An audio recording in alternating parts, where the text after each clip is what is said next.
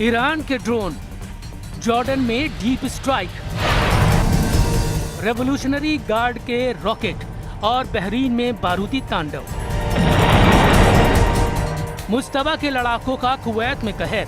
ये सब इस बात का संकेत है कि अमेरिका ईरान का युद्ध अब फाइनल राउंड में पहुंचने वाला है, जहां सिर्फ दो देशों के बीच की लड़ाई नहीं हो रही।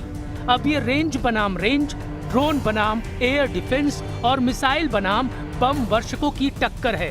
प्रेसिडेंट ट्रंप ने ऐलान कर दिया है कि ईरान B-1 बम वर्षक वाला कहर झेलने के लिए तैयार रहे।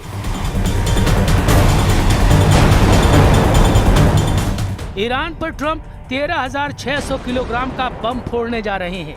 ये ऐसे बम हैं जो विमान से गिराए जाने के बाद अंडरग्राउंड बंकर तक पहुंचते हैं। इससे ऐसा धमाका होता है जिसकी वजह से इन्हें बंकर बस्टर बम कहा जाता है, यानी ऐसा बम जिसके विस्फोट से पिकैक्स पहाड़ के परखचे उड़ जाएं। लेकिन ट्रंप ने ईरान के अंदर अंडरग्राउंड ऑपरेशन का ऑर्डर रिलीज किया है, जिसका मकसद पिकैक्स पहाड़ को उखाड़कर ईरान का यूरेनियम हासिल करना है। लेकिन ट्रंप के मिशन का पता चलते ही ईरान इतना बौखला गया है कि बारूद की डोज को जस्ट डबल कर दिया है। ईरान फुल फॉर्म में हमले कर रहा है, बिना रहम किए ट्रंप से हिसाब ले रहा है।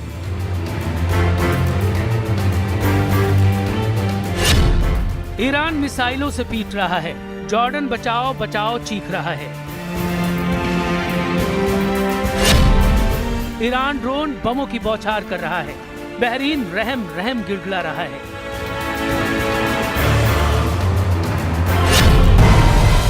ईरान रॉकेटों से तबाही मचा रहा है, कुवैत ट्रंप से सीज फायर की अपील कर रहा है।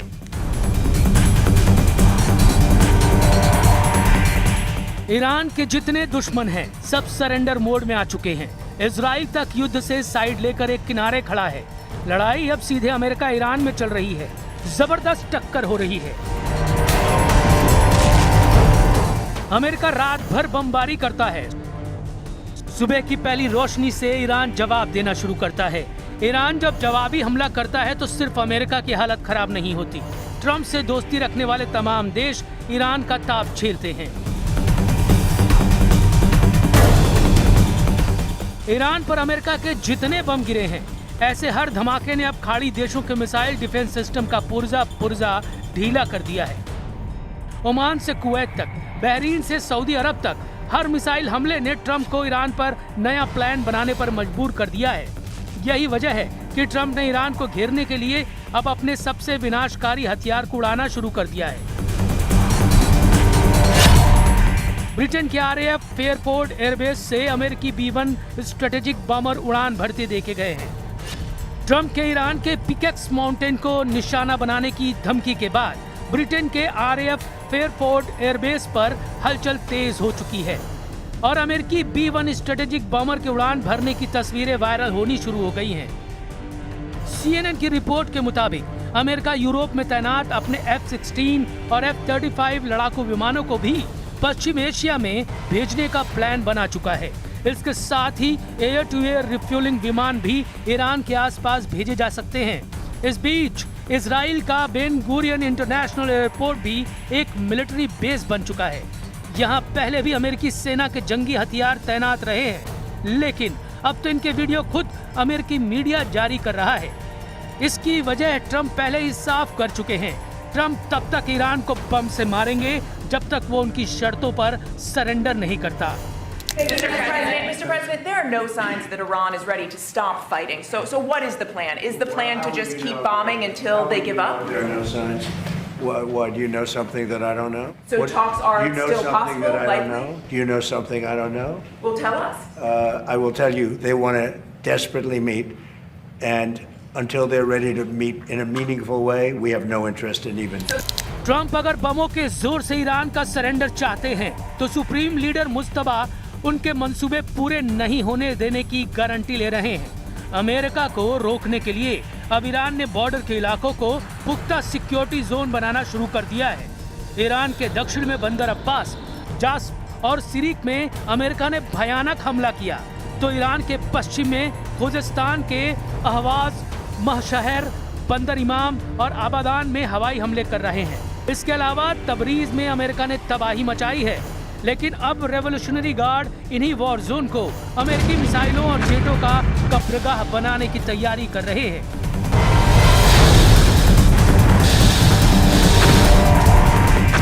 वैसे भी ट्रंप अब ईरान में अपना एक भी मिशन कंप्लीट नहीं कर पाए, इसलिए ईरान उनके ऑपरेशन पिकैक्स की हवा खराब करने का पक्का बंदोबस्त कर रहा है।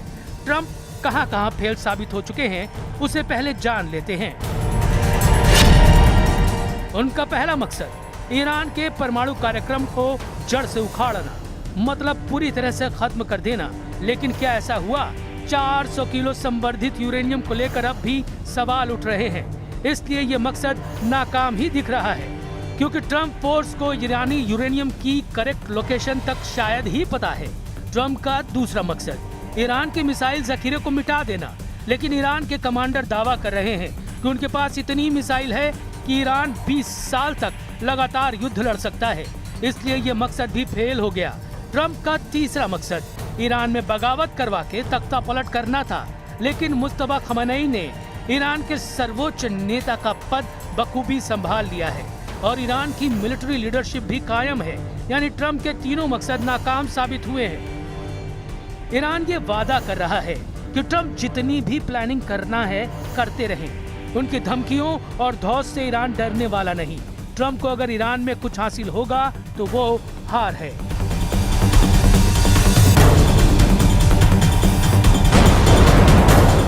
نهادهای مطرح شده از طرف میانجی‌ها به ما اعلام شده، ما این رو دریافت کردیم، اما الان در مورد جزئیاتش من اجازه بدید که دیگه ورود نکنم، ولی اصل موضوع که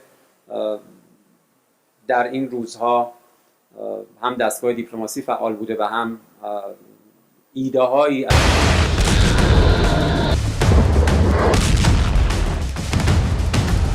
ईरान की air power super active mode में है। ईरान के मिसाइल साइट पर लगातार काम चल रहा है, मतलब मुस्तफा के लड़ाकों के पास हथियारों की कोई कमी नहीं। वहीं ट्रंप का वॉर बजट इतना बढ़ चुका है कि उनकी हालत खराब है। अमेरिकी रक्षा मंत्री पीट हेगसेथ ने कहा कि ईरान में अमेरिका के युद्ध का खर्च अब तक 37.5 अरब डॉलर पहुंच चुका है। ट्रंप युद्ध के लिए तुरंत फंड की भी मांग कर रहे हैं, लेकिन अमेरिकी सांसदों ने इसका विरोध किया है। ट्रंप ने जून 2025 में कांग्रेस से करीब 87.6 अरब डॉलर फंड रिलीज करने की डिमांड रखी है। मतलब 37.5 अरब डॉलर फूंक चुके ट्रंप ईरान युद्ध में अभी दोगुना खजाना लुटाने का रिस्क लेने जा रहे हैं।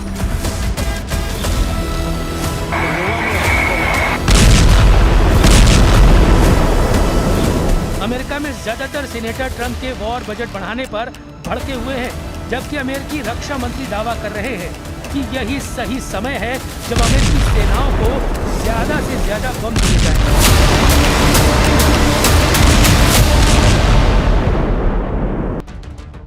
ईरान के परमाणु कार्यक्रम को खत्म करने पर अड़ा अमेरिका अब सऊदी अरब को एटमी पावर बनाना चाहता है। ट्रंप ने सऊदी अरब के साथ परमाणु समझौते को औपचारिक रूप से मंजूरी दे दी है।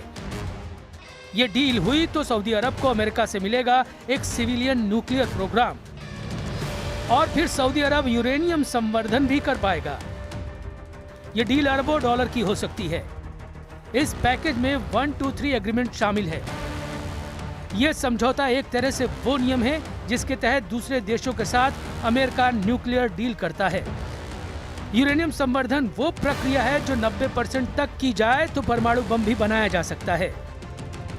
123 एग्रीमेंट अमेरिकी एटॉमिक एनर्जी एक्ट 1954 की धारा 123 के तहत होने वाला परमाणु सहयोग समझौता है।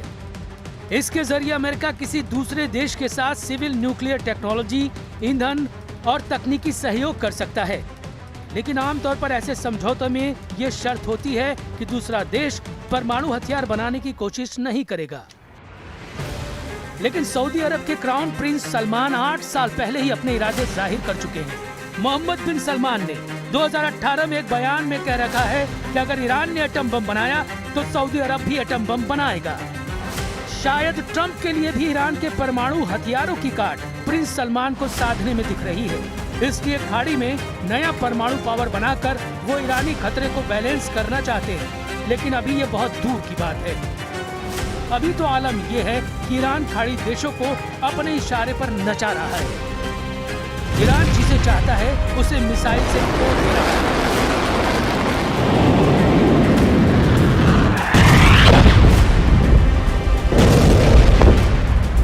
सऊदी अरब एटमी पावर बनने का पहला कदम उठाता भी है तो ईरान उसे बख्शने वाला नहीं।